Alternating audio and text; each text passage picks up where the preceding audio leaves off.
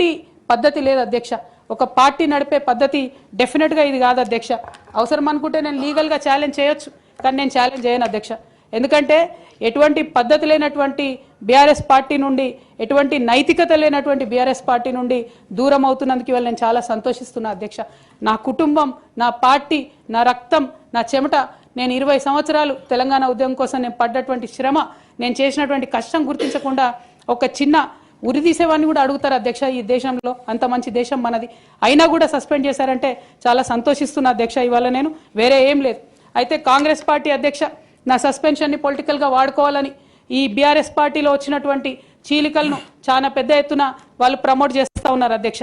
ప్రత్యేకించి వారు నాపై చేస్తున్న ఆరోపణ అధ్యక్ష, ఇది ఆస్తుల పంచాయతీ, ఆత్మగౌరవం పంచాయతీ కాదని చెప్తా ఉన్నారు అధ్యక్ష. నేను ఇవాళ మీ ద్వారా తెలంగాణ ప్రజలకు చెప్పదలుచుకున్నా అధ్యక్ష. అధ్యక్ష నాకు దైవభీతి ఎక్కువ అధ్యక్ష, దైవ భక్తురాలు నేను. లక్ష్మీ నరసింహస్వామి మా ఇంటి దేవుడు అధ్యక్ష.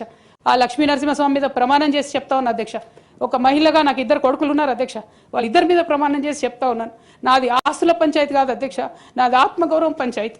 నేను ఏ విషయమైనా, ఉద్యమకారుల విషయమైనా, బీసీల విషయమైనా, మహిళల విషయమైనా ఏదైనా నిలదీసి అడిగినా అధ్యక్ష, రేపు కూడా అడుగుతా అధ్యక్ష. అందులో ఎట్టి పరిస్థితులలో కాంప్రమైజ్ అయ్యే విషయమే లేదు అధ్యక్ష.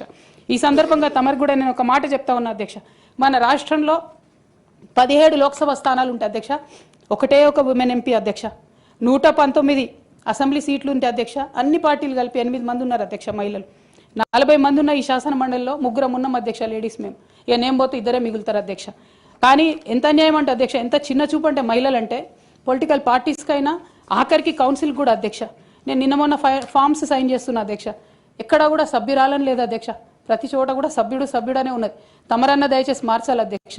ఈ మొత్తం 4 కోట్ల మంది ప్రజల్లో అధ్యక్ష మహిళల యొక్క పర్సెంటేజ్ అధ్యక్ష మన రాష్ట్రంలో ఇంత అధ్యక్ష, 0.00003% అధ్యక్ష.